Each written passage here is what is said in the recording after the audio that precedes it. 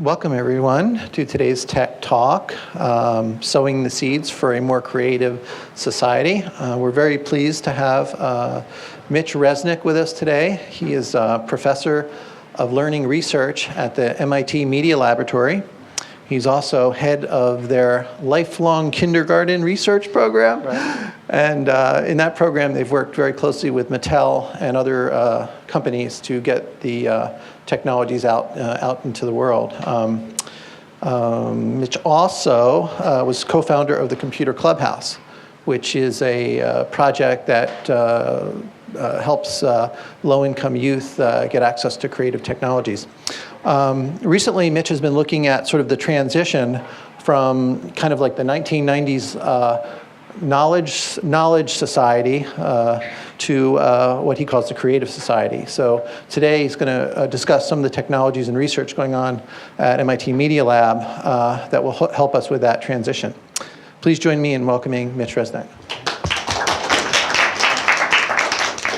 Well, it's really nice to be here, and I want to thank Jeff for hosting. We'd intersected a number of years ago in a previous job of his where we'd also worked on some projects involving technology and education, and it's nice to be able to connect again and explore ways we might be able to connect with Google around some of these ideas.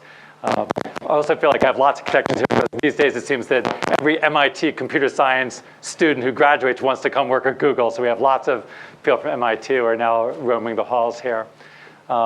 Since, as Jeff mentioned, I do a lot of work with technology and education, so we're going to start out with a quiz, so I hope you came prepared.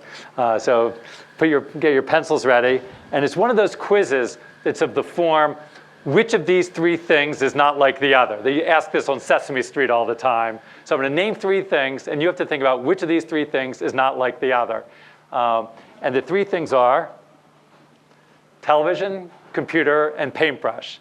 Now, with an audience like this, you probably already know what it is I'm getting at. But I often ask this question when I start to talk with teachers as they're thinking about using computers.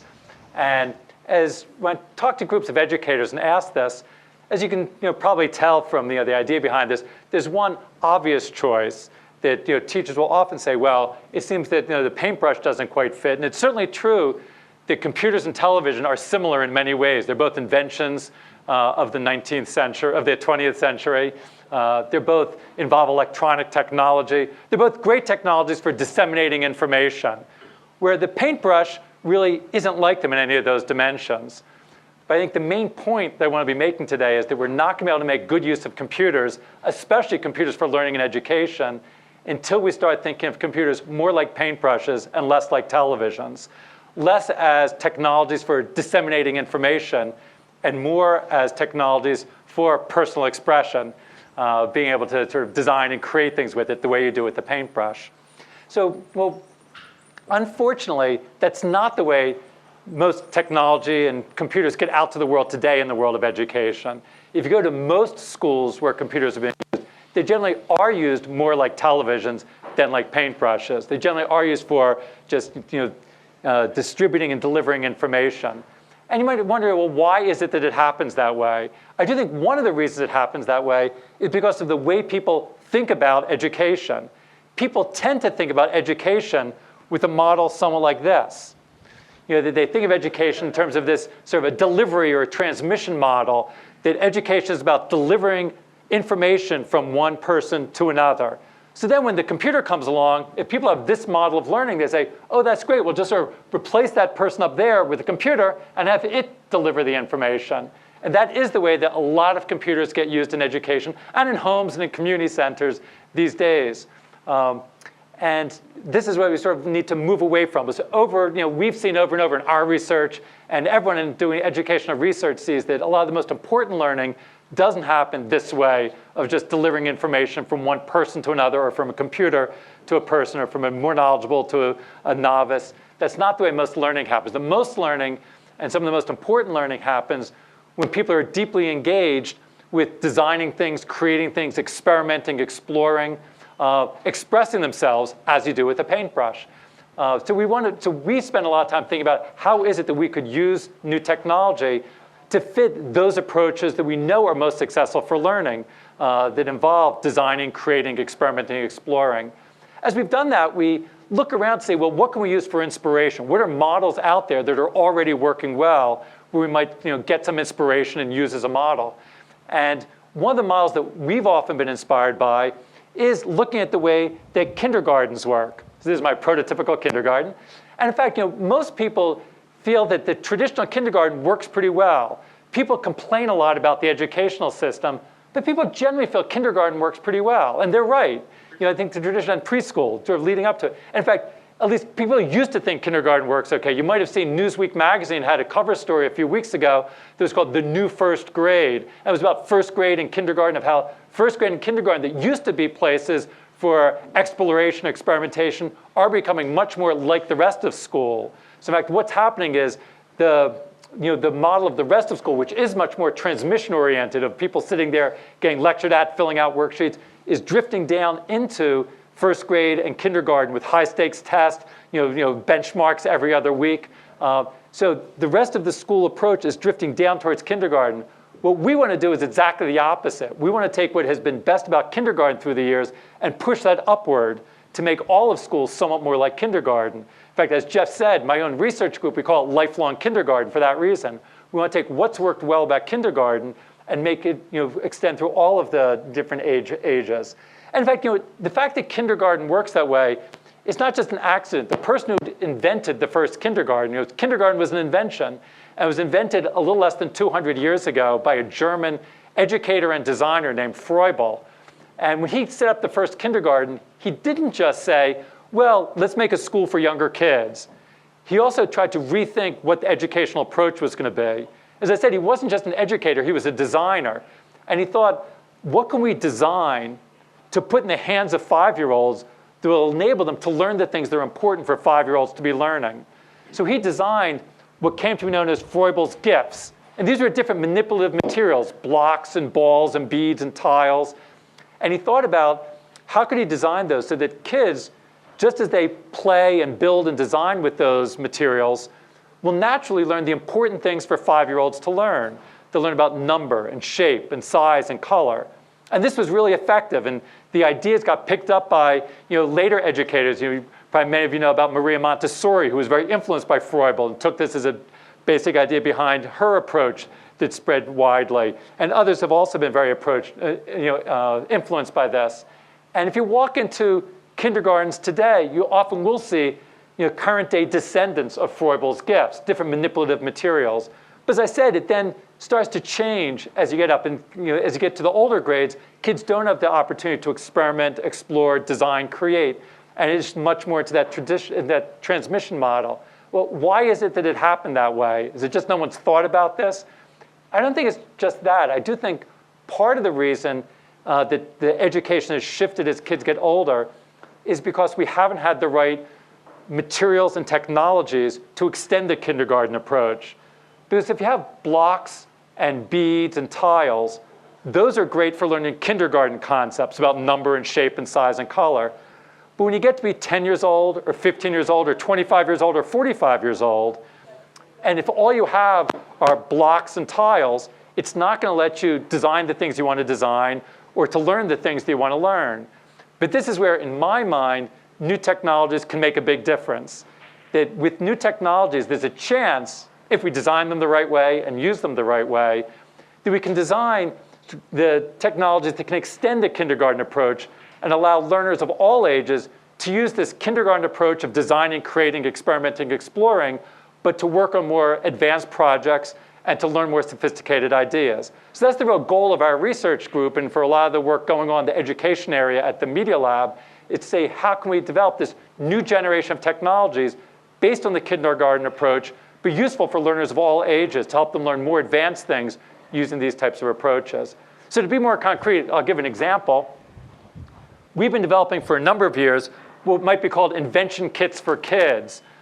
We've worked closely with the LEGO toy company on the what led to LEGO Mindstorms. Probably a lot of you have heard of LEGO Mindstorms. Actually, how many of you have ever used LEGO Mindstorms? So probably half the people. In your class.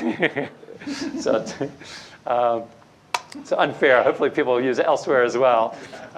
So people have used this, and it's great that this has gotten out to the world in a significant way. There are a million of these that have gotten around the world. for letting people design and build things and learn important ideas, getting beyond the kindergarten concepts, but to learn ideas about feedback and control and sensing by building things in the world and building different robotic systems with this. At MIT, this has turned into a big part, an important part of the educational landscape. Every January, there's a robot design competition. It also gets used in many other, similar things in many other places. But maybe you've probably seen things like this, but I'll just show a little clip. This is from about 10 years ago, before Mindstorms came out.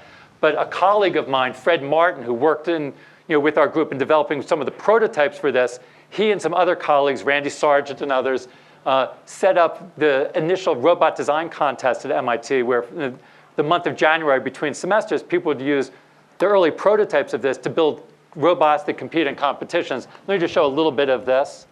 Oops.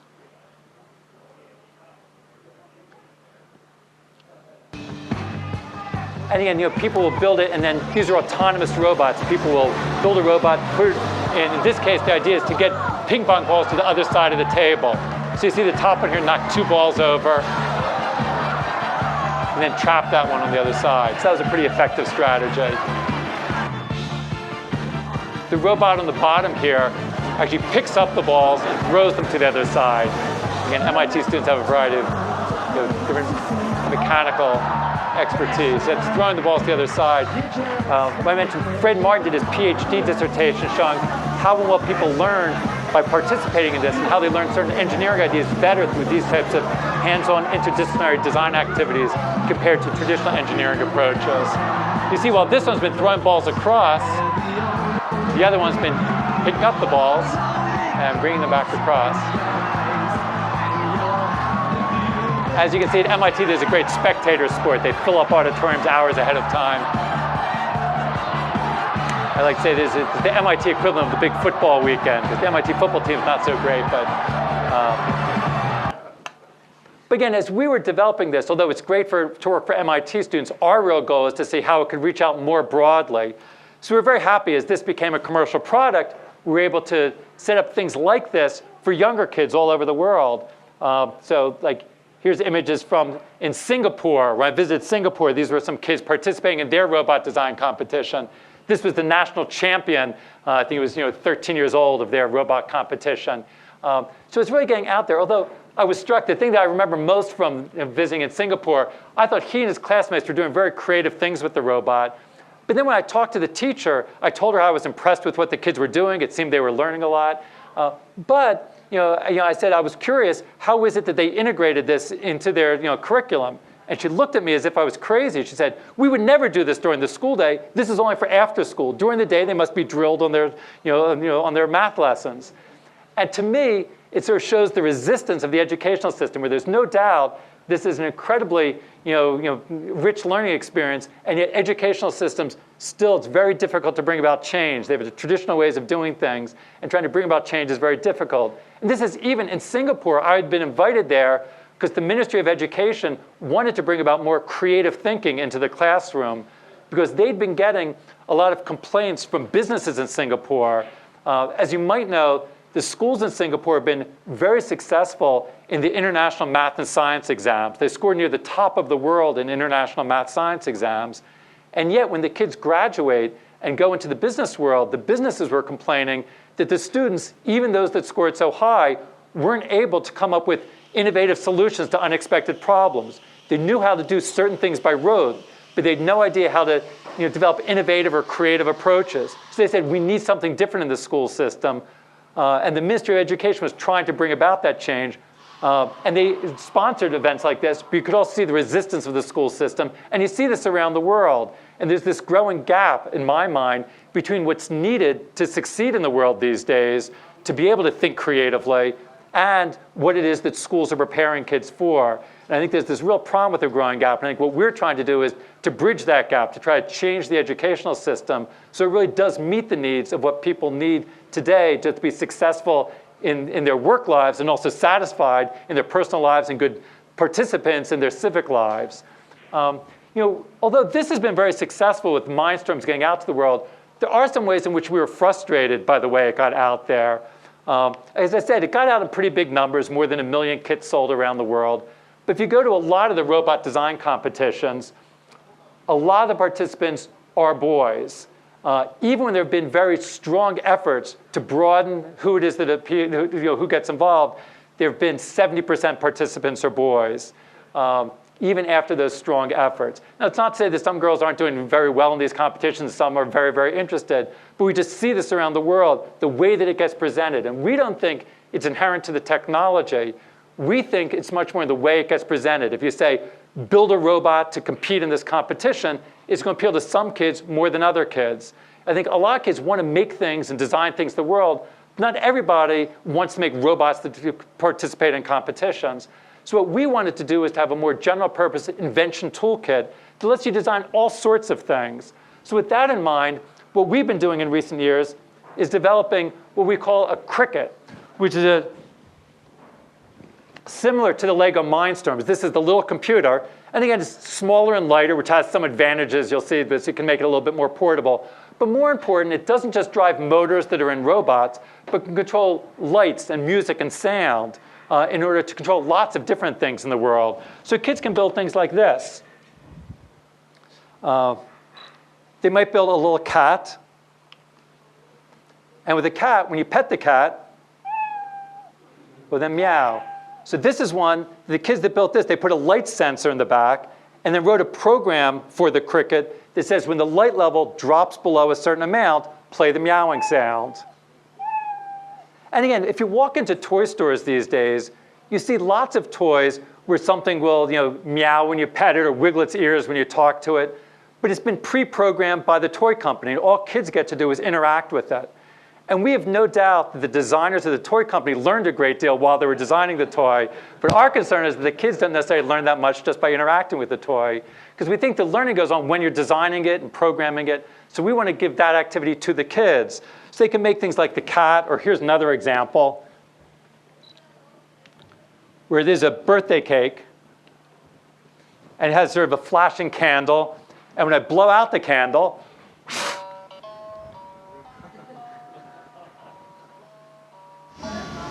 it plays a birthday song. So in this case, there's a sound sensor that's built in. And when you blow into it, the sound sensor heard the sound of my breath, and the program says to turn off the light and then to play the music. I should point out we even have someone who worked on the Crickets from the early stages, now works at Google. Chris Line, who's sitting in the back there, was actually, when he was a student at MIT, did a lot of the early work as we were developing all the different types of devices that can connect to the Cricket. So over the years, we had lots of people trying to think how this can be a general purpose tool that you connect all sorts of things to. Let me just show real briefly what it is that kids do as they want to create something like the cat or the birthday cake. So to the computer, you can connect up, this is just into the USB port. We have a USB serial cable that's going to hooked up to an infrared beaming device. So you can beam out information from the computer. And then there's the programming language. And if I take the Cricket and I plug in something like I have it's a light that can be controlled from the Cricket. So I plug this into the Cricket, put it next to the beaming device, and in the programming language, you see there's a block here that says set the light color. I can then change what color it is. Let's say I want to make it blue. I go to blue, and then when I double click, the light turns blue. If I want to turn it red, I just put it down to red, double click, and the light turns red. I can build up programs just by doing stacks of blocks. So I could say, let's say I want to turn it blue, wait a little bit. They just snap together like Lego bricks. Let's say I then want to make it turn back to red and then wait a little bit more. So now when I double click there, oops, it'll go blue and then the red. If I want to do it again, I just hit the button, it goes blue and then red. Or if I want to do that a certain number of times, you can put different control structures. I could say I want to repeat 10 times. So now it'll continuously go blue and red and blue and red. Or I could put on a sound sensor.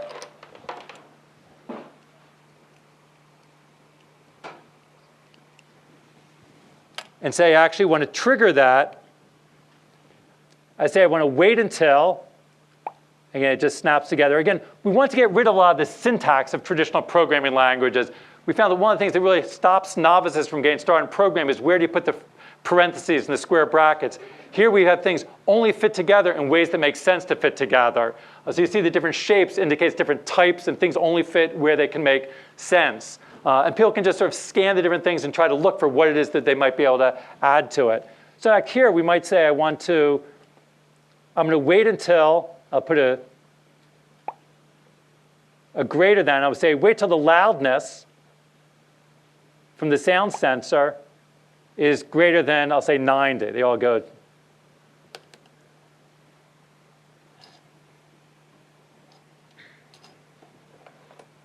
Oops. It triggered as I was doing it, so I'll start it again. Start. So it's just wait until it heard a loud sound and then starting what it was doing. And then similarly, in addition to controlling the light, I'll just show one more thing. You can put on sound and say, I want to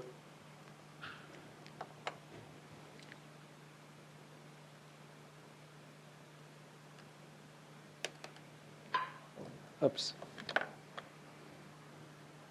Click this, plays a kitten sound, or this one has a horse sound, or there's a melody editor where I can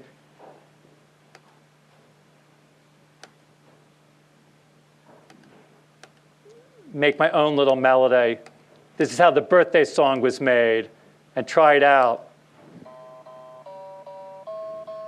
And if I like that, I say OK. And then it created a block with my melodies. Now, it basically created a procedure of the melody. And then I can also say I want to change what instrument is playing the procedure. So that was with a piano. Now it's a flute. Or I can change the instrument to the kitten. Again, so the idea is to make it, the term we use is we want to have a very tinkerable programming language. In most programming languages, you can't just mess about. You have to sort of think much more formally about it and plan ahead. Our idea is to not think that you have to sort of plan it, write it, compile it, and then run it. It's much more like playing with Lego bricks. And we want you to have, and you notice, I just have these other blocks scattered on my desktop, like with Lego bricks on a desktop, and I can work on a little bit of something here, work on a little bit of something there, snap them together. So make it very easy for people to play around with programming. So we've been trying this out in a variety of different places. Actually, it's just recently this came out. We've been working on this for a number of years. It just recently came out as a product from a small company called Playful Invention Company, where you get the Cricket, 4 different types of sensors, 4 different output devices, motors, music sound devices, a digit display, colored lights, along with some Lego materials, art materials, to build the type of things that I've been showing. And we've been trying it out in lots of different places so that, here, this is one of the early things. This was one of our early tests in Boston as we worked on this. This is for kids where they were at a workshop where we told them that the goal was to invent something that could be useful to them in their everyday lives. So if you're thinking about what were they interested in their everyday lives, and how could they use this technology to do things in their everyday lives. So here's what they come up with. This is the local TV station came at the end of a 2-week workshop. So they worked on this for 2 weeks over the summer, and this is what they came up with. Yeah, see? It just beeps. Christina Costa is trying to build a better mouse trap. Make that gerbil trap. Every time they want to go inside this gerbil house, they press this light sensor. It's one of the many inventions created at this free math and science camp run by the Computer Museum and the Girl Scouts, where girls from Boston are devising everything from an odometer for rollerblades to a diary security system. When someone touches this to try to open the diary, it'll take a picture of that person. So like if your creepy little brother tries to read your diary? Yeah. He's on camera. Yes. So I think you see just from those examples the range of inventiveness which is possible when you give kids the right tools and the right support. I think one reason this was so successful is that they really worked on things that they really cared about personally. The girl who did the rollerblade, she loved rollerblading. So she was working on something she cared about, and she wanted to know how fast she was going. So after she put the sensor on the wheel, the sensor told her revolutions per second, but she wanted to know how fast she was going in miles per hour. So she was motivated to do the math to figure out how fast she was going in miles per hour. And we see this over and over with, here are just a few more examples from workshops around the world. This is in Hong Kong, we did workshops, and he worked on a portable jukebox where you put in a coin, there was a sensor to detect what type of coin, and it played different music. So it was a budding entrepreneur. She wanted to have her boots light up the same way that some sneakers light up now as you walk. So she put lights inside those ping pong balls with a sensor on her shoe, and as she would walk, they would light up different colors in different ways. This is a workshop in Iceland. This was a security system for her room with a light beam that gets broken and sounds an alarm if someone comes into her room. This was, everyone needs one of these. It was an automatic toilet paper dispenser. So when you clap your hands, it spews out toilet paper for you. And this was actually one of my favorites. This was an alarm clock that was set up with a light sensor. So when the light comes in the room, it will then trigger the light sensor, and it turns on a motor that rustled his hair and played some music to wake him up. But after you developed it, someone asked him, and he said, this is Iceland. The sun usually doesn't come in the window in the morning. So at the final exhibition, when they had posters about it, he wrote at the bottom of his poster, for export only. So I think so the kids are not just learning the technology, but starting to think about the user community and how to get their ideas out to the world. I think, well, here I'll just show. We also emphasize for kids to think about the whole design process. When we worked on one workshop, actually another MIT researcher ran a workshop where he had kids working with the crickets, and then a week later had some other kids, and he asked the first group to write down some suggestions for the next group, the lessons they learned. What advice would they give the next group about how to design things with this technology? So some of the things the kids came up with, they said things like start simple, work on things that you like. That's always a good idea. Do things that are personally meaningful. If you don't have a clue what to do, fiddle around. Again, messing about is often a good strategy. Don't be afraid to experiment. Find a friend to work with. Share ideas. The importance of collaboration. It's okay to copy stuff to give an idea. Too often in school, kids are told not to copy. It's good to copy. I mean, give appropriate credit, but most inventions come by copying. Keep your ideas. Build, take apart, rebuild. The idea of iterative design. Lots of things go wrong. Stick with it. The importance of persistence. So I think we're hoping that kids aren't just learning specific technical skills, but also about the process of design. Another project that we're working on that's in the same spirit, whereas the crickets are trying to let kids design things in the physical world and make them come to life. We also want to let kids take control of the media that they interact with. Today's kids grow up doing lots of things with media on the screen, but usually they just, again, are interacting with the media. They go to a web page, they move their mouse around, letters dance, and different fireworks go off, but they never get to create those things themselves. Even kids that become fairly savvy with computers and use paint programs or even use Photoshop to manipulate some photographs, it's usually making static images. It's not so easy for people to grow up and to make dynamic, interactive things. So we really want to give kids the opportunity to make dynamic, interactive things on the screen, like the things they see, and like the physical things they can do with crickets, but with it, but again, do it on the screen. So we've been developing a programming language we call Scratch for that purpose. Let me give you an example of this. So with Scratch, it's the same building block metaphor that I showed before. This is a top-down view of a cat. You can then drag out blocks. This says to move 10 steps. We'll make the cat move. Those of you who at some point in your childhood did things with Logo, the programming language, will see some things about moving a turtle on the screen. You can start with the same sorts of things, but more easily, since these graphical blocks, don't worry about syntax. But more importantly, you can go much further. So again, you can do things. You can make it turn. You can put them together so it moves and turns. You can bring out control structures so you can tell it to go forever. And again, things snap in place. So go forever.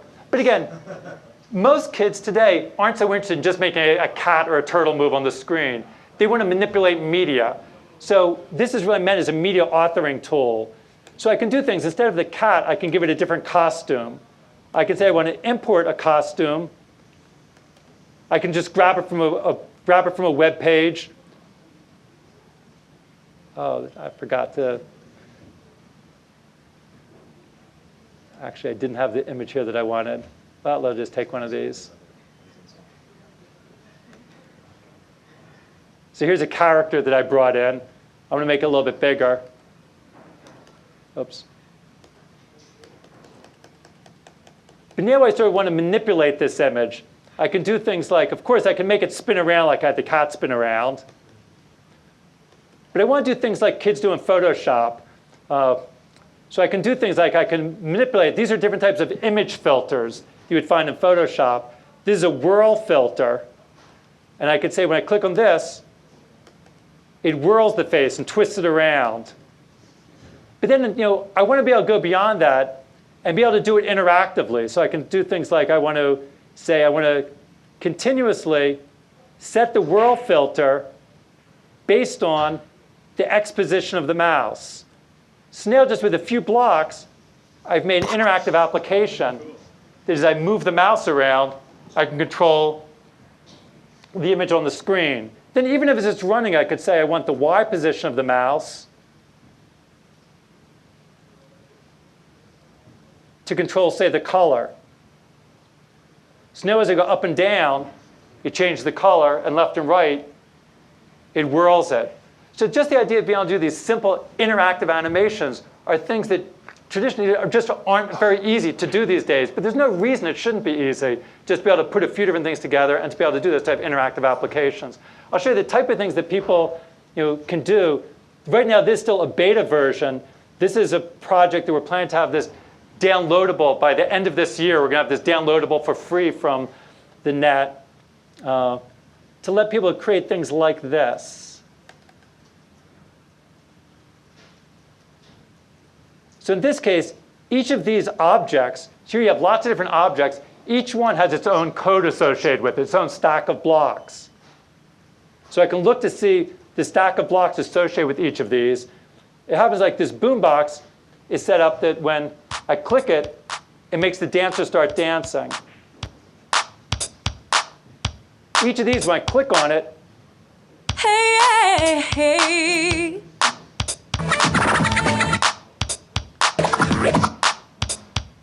So you can do different things to the dancer, apply different image effects, different sound effects. So again, we want to let people mix different media together. In fact, we call the language Scratch because it's inspired by the way DJs scratch with music. They take existing pieces of music, blend them together in different ways, and mess around with them. So we want to let kids mess around with media, but to learn programming ideas in the process. So the goal is to help people design things they want to design more flexibly, to learn computational ideas, which have been difficult to learn in the past, and also to learn about the process of design. I'll show one more example. Certain kids, when they see this, they want to do it to create games. So the type of games they might make. Here's an example. So this is one where, again, there's a big fish and little fish. Each one has its own programs. The big fish is programmed to follow the mouse. And the goal is to eat the fish, the little fish. And in fact, when I saw the kid who was working on a project just like this one, and he got to this stage, but what he wanted to do was to keep score. And he didn't know how to keep score. So I showed him, I said, well, what you can do is there's a category here called variables. I say I want to make a variable. I'll call it score. That automatically generates 3 new blocks called change score by set score to, and it shows up the score here on the screen. So if I click on change score by 1, it increments the score right there. So that was what he wanted to do. And I started to show him you could just drag this out and put it in the program when the big fish eats the little fish. And his eyes lit up. He saw what he could do. When he reached out his hand, he said, thank you, thank you, thank you. And what crossed my mind was I wondered how many 8th grade algebra teachers are ever thanked by their students for teaching them about variables. And it just doesn't happen. But here, he was learning about variables in a way that he really cared about. He wanted to make use of it. And I think this is the way that we want to have mathematical and scientific and engineering ideas introduced to kids in a context where they really want to make use of it, see how it can be used, and then be able to use it as part of design projects. So as I said, this is something we've been testing it out in a few different places. And are now ready to get out to the world. But a big part of getting out to the world is not just have the software. We want to make a community around it. We've been very influenced by websites like Flickr, where people get to put their own photographs up, and you get to learn from seeing other people's photographs. Or YouTube, where you put videos. And it's not just to get your stuff to be seen by the world, but you can learn from what you see other people's doing. So influenced by things like Flickr, we're creating a website that at least tentatively we've been calling Scratcher. So you can put up your own Scratch projects, and then other people can see it, but you also can browse and look at other people's projects. Once you put it up there, you can actually run it in the browser itself. You can't author in the browser, but if you have any Java-enabled browser, we put it in a form where you can just run the project right in the browser. So I think we want to be able to move much more in the direction of letting people make computationally active creations that they can just run in the browser. In fact, it's always a frustration for me. It seems that there's so much stuff being done by people here at Google in particular of making more things you can do in the browser, but there's still not so much about enabling you to create computationally active things, dynamic interactive things within the browser. I think the direction we want to go with this is, as I said, right now we can't author in the browser itself, but you should be able to do things like that. The same way that in Scratch, being able to make the type of music animation or that game, one should be able to just make it easy ways for people to author things like that right in the browser, share with one another in sites like this. And it sort of feels to me that I wish there were more people working on that. That's the type of thing that would be great to try to work with people here and be able to move some of this to be able to do this totally within the browser and to let people be able to not just take videos and photographs, but also make computationally dynamically active things that they then share with one another. Of course, it shouldn't just run on laptops or desktop machines. We've been working on versions of this that run on cell phones, PDAs. And again, there we probably aren't going to be authoring on the cell phone. But what you can do is you can design it on your laptop, download it to your cell phone, but then just send it to other people on their cell phones. One of my graduate students is interested in studying how the creations get shared with each other. So as you send it from one cell phone to another or online from one person to another, it keeps track of where it's been spread to. So you can get a sense of how ideas spread through the network. And we want to expose that to kids as well, or adults who use this, so they get a sense of the social networks that they're part of and really can track how the things they've created have spread to each other. Again, I think cell phones are also particularly good for doing this. We want to make this active and just use the microphones that are in every cell phone, cameras that are increasingly in cell phones, so that kids can create things. In fact, this example, which is modeled after the physical birthday cake, when you get it on your cell phone, the candles are flickering, and you use the microphone when you blow into your cell phone and then puts out the candles and plays the song. So you should be able to create your own little animated greetings like that and send it to other people is the direction we're hoping to go. I want to end up by talking a little bit about how we're trying to get these ideas out to the world, because it's not just enough to make the technologies. We're working hard on technologies like the Crickets and Scratch. But we also want to make sure that these ideas and technologies get out to the world and to reach everybody in the world, not just you just put this online, it's going to reach a thin slice of people. And we really want to try to make sure that it reaches people from all walks of life, in all different parts of society. And towards that end, we've been working on a project for more than a decade now called the Computer Clubhouse, which is a network of after-school centers for young people from low-income communities, where they can come and learn to design and create things with computers and express themselves creatively. So it's not just about getting access to technology, but to learn to express themselves creatively with the technology. So we have kids doing things like one of the first kids who came to the very first clubhouse, which was in Boston. He came and he hadn't used, his name was Mike, he hadn't used computers before. But one of the first things he did, he loved to draw. So we showed him how we could just draw and then scan it in. So this is one of the first things he did. It was drawn by hand, scanned in. He only used the computer for adding color. And we think that's a good way to get started. Start with something you know and use the computer just to add a little bit to it. By a few weeks later, he was doing things like this, where he was adding layering and things that he couldn't have done by hand on paper. So he was starting to take greater advantage of the computer. But I think what was most important was, by a few weeks later, other kids in the clubhouse had discovered what he was doing. They really liked what he was doing and came to him for advice. So this is something that was done by other kids, but they said, we learned how to do this from Mike. And that gave Mike a great sense of pride because he was doing some things that other people cared about. No one had come to him for advice before like this. He even changed his own artwork, where initially, he was doing a lot of things with gang imagery, with guns and knives. And then he saw he was 16 at the time, and he saw 10-year-olds copying that, and he said, they shouldn't be doing that. So he changed his own artwork because he saw himself having a role of responsibility in the community. He went on to doing, these are some collages that he did. He did some things that were somewhat more political. He actually even got a job at a local company designing graphics for their website. So something that enabled him to get a job and sort of benefit economically, financially. But in my mind, what was most important was not just the financial economic side, but the fact that he saw that he could play a role in the community. There was a purpose to what he was doing. And he sort of started to feel that there was a role to play. He'd come in pretty alienated from the rest of society, and now he saw there was a role that could be played.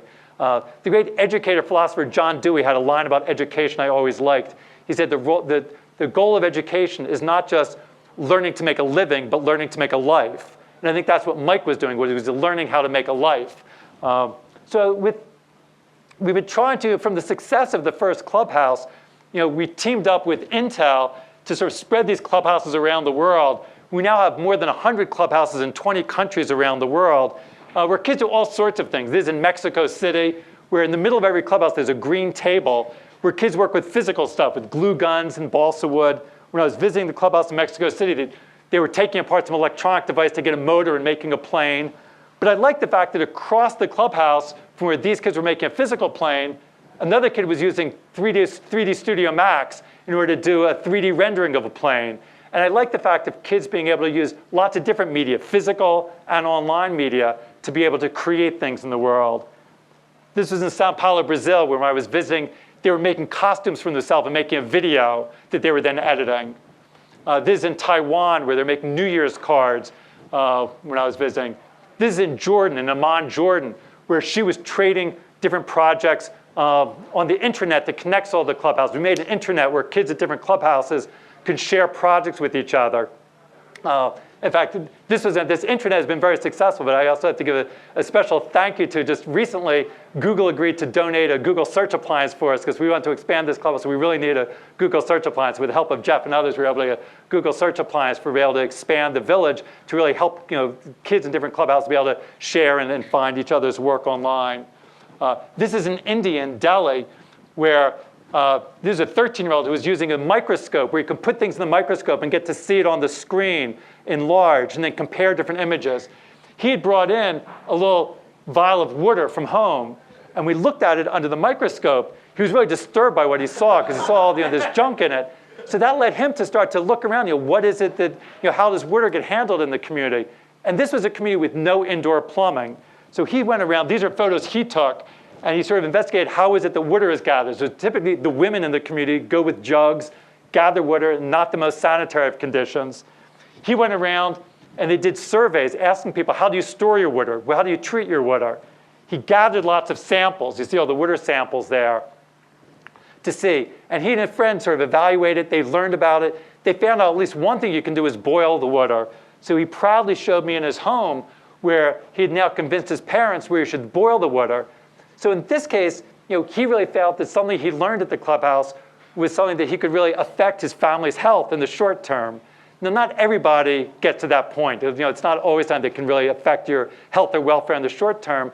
But I think what's most important is trying to give kids a sense that they really can make a difference in the world, that by the things that they experiment with, things they create, it's not just the world. They don't have to just be passive in the world and wait for something to happen to them. But they can take advantage of new technologies, like with a paintbrush, and be able to sort of get their own ideas out to the world. And I think that's what we're trying to do, both with the technologies we do, with the different types of settings that we're doing, projects that have spun out from the Media Lab. Google actually has been a supporter of the $100 laptop project. You probably know of that was started by the founder of the Media Lab, Nicholas Negroponte, that is based on some of these same ideas about trying to get technology out there to let people express themselves more creatively by putting new technologies in their hands. And I think what we're trying to do with that is to switch around, as Jeff was saying in the introduction, to shift the way people think about the society. It's not just a matter of how can you get information. As important as information is, just giving people access to information isn't enough. They think what we want to really look at is how can they make use of that information to be able to get their ideas out to the world. Because we think increasingly it's becoming clear to us that success in the future, whether it's for an individual, for a community, for a company, or for a country as a whole, is going to be based not on what you know or even how much you know, but rather the ability to think and act creatively, with the things, with the information and knowledge that you have.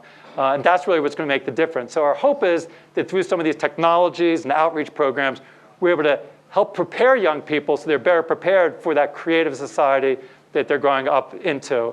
So we'd love to find ways to work together with Google to try to see how we could join forces. As projects like Scratch come out, I've started to talk to some people here how we might try to help get that out and put into kids' hands, and to just have more ways for kids to use the technology that is increasingly ubiquitous. It is getting in the hands of kids, but it's not just a matter of getting in the hands of kids, but making sure that they use the technology in a way that's going to prepare them to be able to have full, satisfying lives in ways that they can really contribute to the society around them.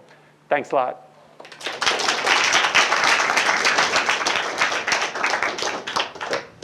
I'm happy to answer a question or two if you'll have, Yeah, so I had a chance to play with Scratch today earlier, look at it, and I found it very interesting because it's not as constraining as Mindstorm. I found when I played with Mindstorm that it was, because I'm a software engineer, I know how to program stuff. I found Mindstorm rather constraining, Scratch a bit better. But you said you want to get Scratch out to lots of people, lots of communities, but I only saw .exe as binaries. Is there an open source project for that?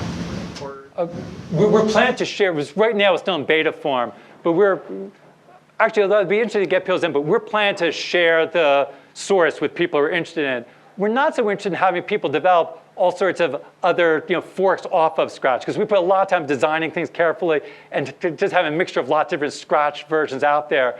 We don't necessarily want, we're happy to share the source with anybody who's interested and try to work together to try to add different aspects to it. So if you're interested, feel free to contact us, and eventually, once it's out and freely downloadable, we will put it away that people can download source if they're interested in it. And the second comment was, so you mentioned that a lot of the things that the games and things that kids play with today are, they're sort of interactive, but they're just like pre-canned sort of. So they just get to interact. They don't get to invent. Right. But a lot of the games that are available, especially on open source platforms like SuperText is a good example. My kids love to create their own levels of SuperText. Yeah. So they go off and design the different levels and what happens, and they have to think about what's going to happen during play of the game. Yeah. Well, I do think overall there are things moving in a good direction. There are more things that are customizable. I mean, even just at a minimal stage, just being able to customize with skins. There's little ways in which you get more control. And with games, gradually over time, there's been more to be able to do some general design. But I think there's a lot further that we can go. I mean, I do think there are a lot of things pointing in the right direction. But a lot of times, it's still just giving you a little bit of control. Or when it gives you more control, it's not easy enough for a broad number of people to use it. So I think I agree, there are other things out there trying to do it. There are also other efforts to make sort of full programming languages accessible. We were talking with some people earlier about the Alice project at CMU has some of the same spirit. There are some other things out there, but I think it hasn't caught on as well as it might, and we just want to go further with it.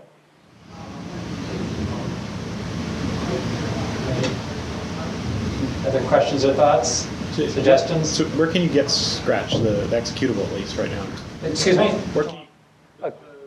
Introduction had a URL. Okay, yeah, if you go to download the beta, you have to search a little bit. We just put the beta online, but right now we're sort of hiding it away because there's not a lot of good support materials for it. It wasn't on the website anywhere that I could find. Yeah, but if you look a little bit, go into the FAQ and it says something like, how do I download Scratch? And you can't find a link there. Okay. But later this year, we're going to, again, promote it, make it more visible. Now we sort of only want people to get it if they really want to get it. So if you have trouble finding it, email me. I'm sure I can find it from that link. On the subject of promoting Scratch and otherwise, it looks like a big part of that is the sharing of user content.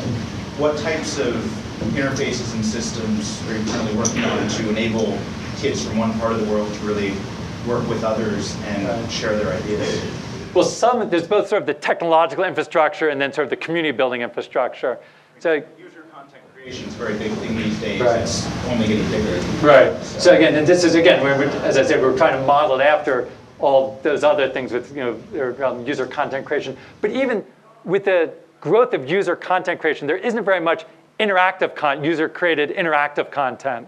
So we're hoping to see this be, giving more capabilities of user-created interactive content is what we're hoping to do.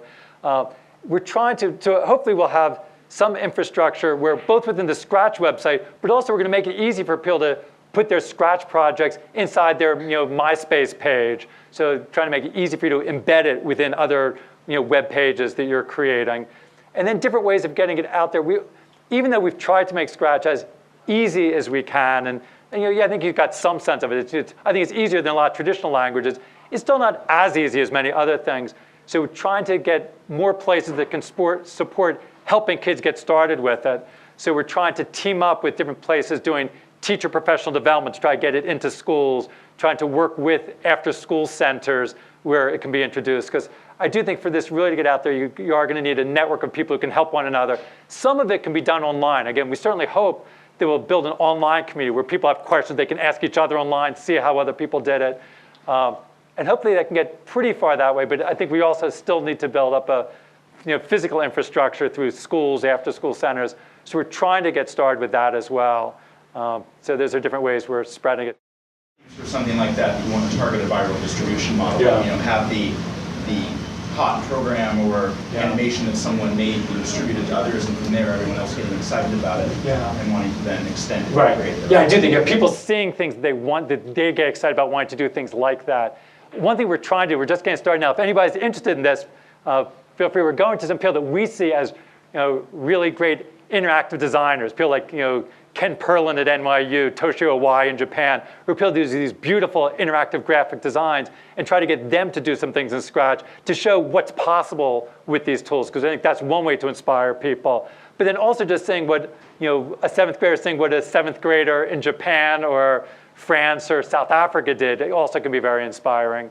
So hopefully just seeing other things are available. The online community, one thing that always spurred me about the need for that type of online community was with the LEGO programming language, which, as some of you know, got out into schools in a somewhat significant way in the 80s, but then sort of plateaued and has sort of dissipated.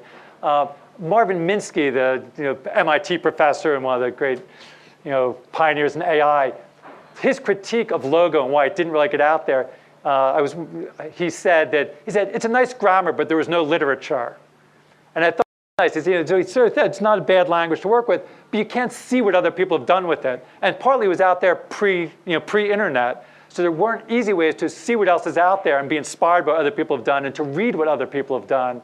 So I do think we're in a much better position now to create the literature around Scratch. I really do think that's an important part of trying to get out there that will help spark it virally if we get the right things out there. And to try to get certain uses of it, like sending interactive greeting cards. In the early days of the web, when there were the first sites with greeting cards, that really attracted a lot of people to the web when they found out that they could send a greeting card and you could just get a link to see this greeting card. Now we want to have kids make interactive greeting cards, and similarly to make it very easy for them just to send an interactive greeting card to a friend. So things like that, some prototypical uses of Scratch that sort of catch on is one of the things we're hoping to do. But to be perfectly honest, probably we aren't going to come up with the killer ways of doing it. Hopefully if we get it out there, other people will come up with really creative ways of doing it that will help spread it. That's what we hope. Okay.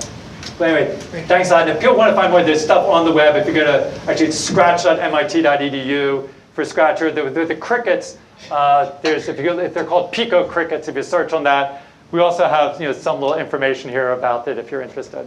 Thanks a lot.